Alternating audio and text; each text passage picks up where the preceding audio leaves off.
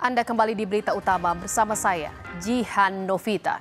Saudara, rumah yang seharusnya menjadi tempat paling aman justru menjadi saksi bisu tragedi yang merenggut masa depan seorang yang dicintai.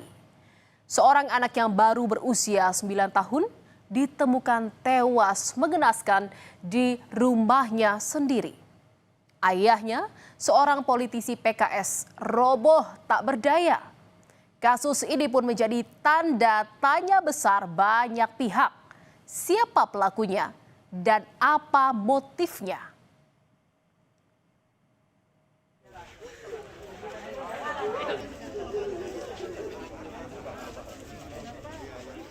Kabar duka pun menyebar, saudara. Isak tangis kerabat dan keluarga pecah saat berada di rumah duka. Salah seorang kerabat sampai pingsan karena tak sanggup menahan kesedihan akibat kepergian korban untuk selamanya. Korban merupakan anak ketiga dari anggota Dewan Pakar Partai Keadilan Sejahtera Kota Cilegon.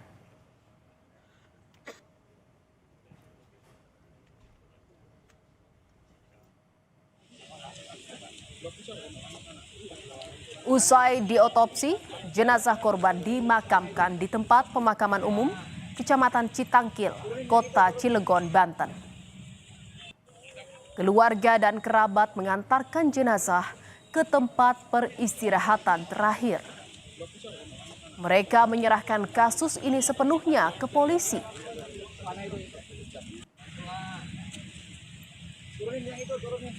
Terkait dengan kejadian ini kita silakan percayakan kepada teman-teman dari polisi. Tapi dari sendiri siapa pengawal ya Pak ya?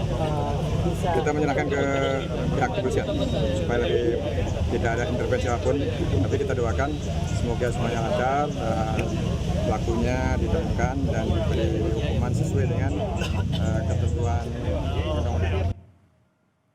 Saudara, peristiwa tewasnya bocah berusia 9 tahun terjadi pada Selasa 16 Desember 2025 lalu. Saat itu, sekitar pukul 14.20 waktu Indonesia Barat, ayah korban yang juga merupakan politisi PKS, Maman Suherman, menerima telepon dari anak keduanya. Dan saudara, di telepon itu sang anak meminta pertolongan kepada ayahnya.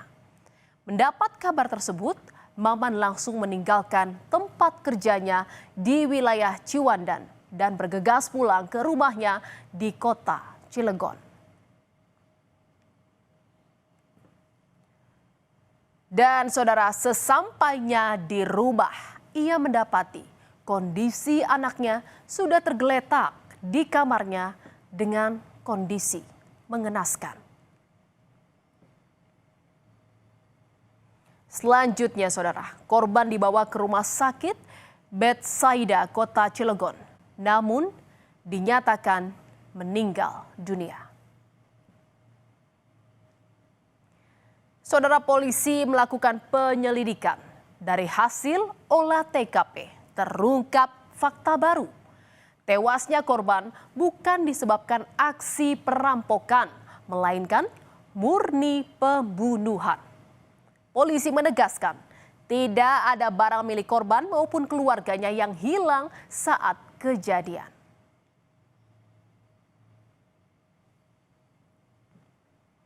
Selain melakukan olah TKP, saudara, polisi juga memeriksa 8 orang termasuk orang tua korban.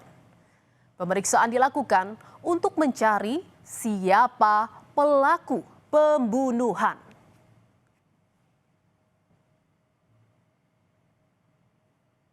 Kasus pembunuhan seperti ini untuk runut timeline harus jelas. Lalu keterangan alibi dari para saksi juga harus jelas. Makanya butuh waktu cukup lama sampai sekarang. Ke-8 saksi pun masih dalam tahap pemeriksaan. Dugaan sementara untuk kasus ini itu dugaan pembunuhan.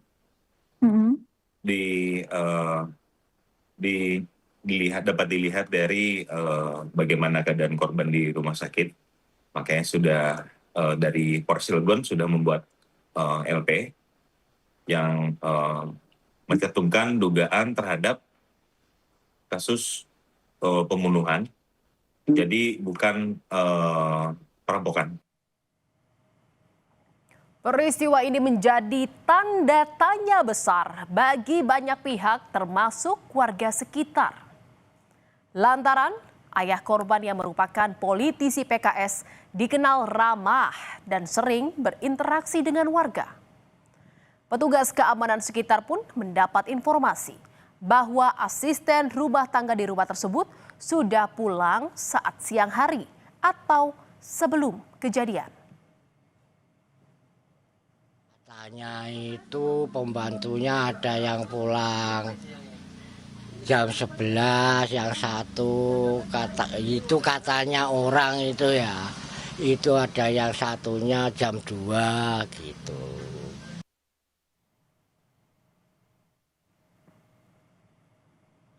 Mengapa bisa, saudara, anak berusia 9 tahun menjadi korban pembunuhan? Psikolog forensik Reza Indragiri menilai korban bukan target utama pelaku.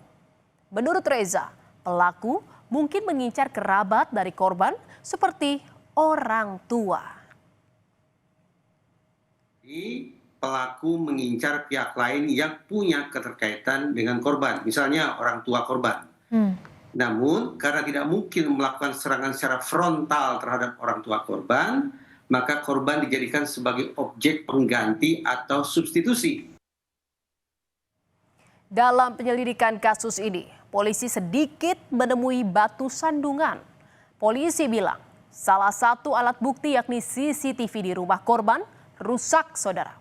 Polisi menyebut CCTV di rumah korban sudah rusak sejak 2 minggu lalu.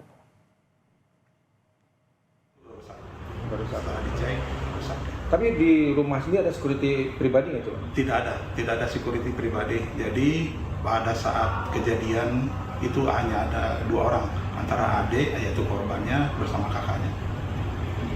Berarti tidak ada CCTV di rumah itu ya? Ada CCTV, cuman dalam keadaan rusak. Sudah berapa lama rusak? Kira-kira 2 minggu sebelum kejadian. Dan penasihat ahli Kapolri bidang politik Hermawan Sulistyo meminta penyidik menelusuri lingkungan dekat orang tua korban, mulai dari politisi hingga rekan bisnis. Hermawan bilang orang-orang dekat orang tua korban tak boleh luput dari pemeriksaan.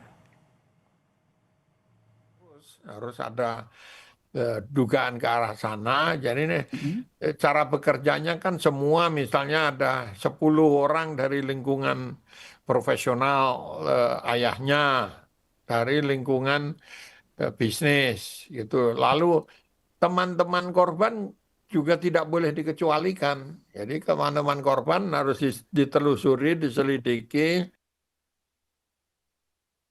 Partai Keadilan Sejahtera, tempat bernaung orang tua korban, menunggu hasil penyelidikan polisi. PKS tak ingin berspekulasi jika kematian korban berkaitan dengan isu politik. PKS meminta polisi bisa mengungkap pembunuhan korban.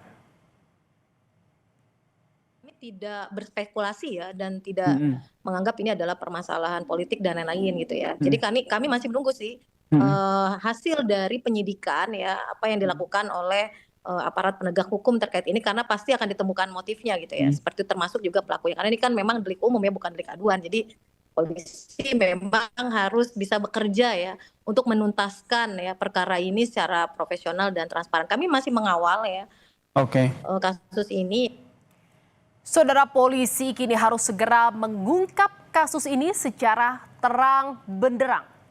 Keluarga hanya bisa menunggu, menggenggam harapan tipis bahwa kebenaran akan datang dan keadilan tidak akan tertidur.